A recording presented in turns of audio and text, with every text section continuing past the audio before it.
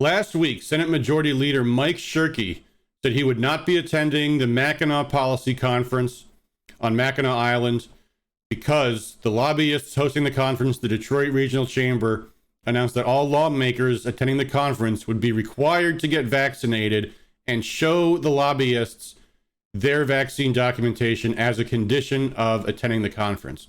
We made a post about this last week when it first happened. It's pretty straightforward. That's really all there is to the story. You've got the statement from Senator Shirkey here. Quote, "I am extremely disappointed that the Detroit Regional Chamber declined to look honestly at the benefits of both naturally acquired and vaccinated immunity and instead opted to rely on an invasive vaccine mandate while dismissing the scientifically proven robustness of naturally acquired immunity." Shirkey was known to have had COVID. I think it was back in the past November, or maybe it was more recent than that. Whatever you think about Senator Shirkey, I would say he made the right decision here, standing up for himself and asserting the fact that as someone that has natural immunity, he does not need to take the vaccine. He will still have a better immunity than someone that has not had COVID but has had the vaccine. But upon some further reflection, there's a deeper point here, and a point that you all out there may be able to make some use of. Think about it for a moment. See if you can come up with it. Feel free to hit the pause button if you want more time. Here's the amazing thing about this. What does it say about the relationship between lawmakers and lobbyists? That lobbyists are now requiring lawmakers to show them their papers in order to come to their conference. It's another example of how the radical left can shift a paradigm so suddenly, and somehow no one even seems to notice. And we often talk about politicians being in bed with lobbyists, but there's always been the understanding that the lawmakers wear the pants in that relationship. The lobbyists are supplicants to the lawmakers. They all need the lawmakers because only the lawmakers can actually introduce their legislation, vote on their legislation, pass their legislation, and get it signed into law.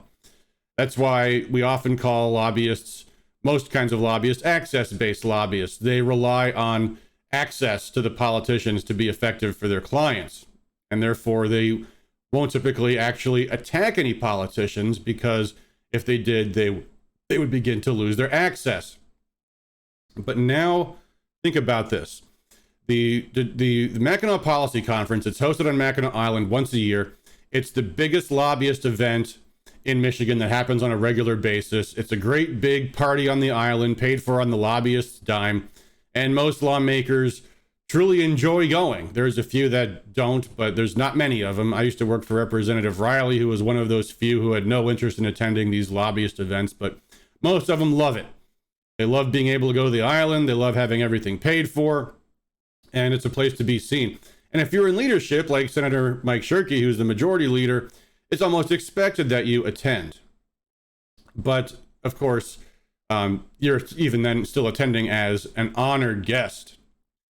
Now, what does it say about politicians that now they are bending over for lobbyists and allowing them to tell them, you must take your vaccines and you must show us your paperwork in order to come to our event that is ostensibly supposed to be there to kiss up to you?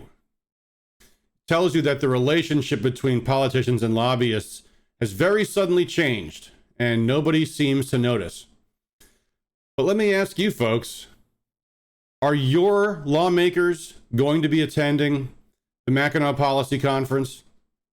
Because I would submit to you, any politician attending the Mackinac Policy Conference under these conditions has absolutely no self-respect and has absolutely surrendered to the political class. Think about it.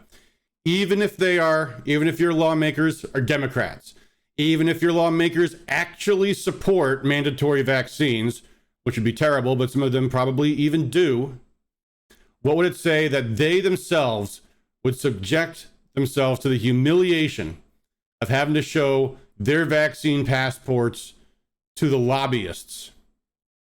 It's unreal. So I'd like to find out. The conference is going to be held on Mackinac Island in just less than a month. I think we may have some sources who will be there to identify the lawmakers that show up, that signal to their constituents and to Michigan that they have absolutely no self-respect, that they are an absolute puppet of the lobbyists, that they are quislings, that they are cowards, and we will make those names known. In the meantime, why don't you contact your lawmakers? Ask them, do they plan to attend the Mackinac Policy Conference? And if so, since when do they allow lobbyists to dictate those terms to them, including requiring they hand over to lobbyists sensitive personal medical information?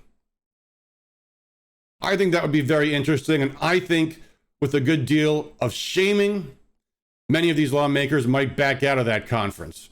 And I think that'd be a good thing to show the political class that they've overstepped their bounds.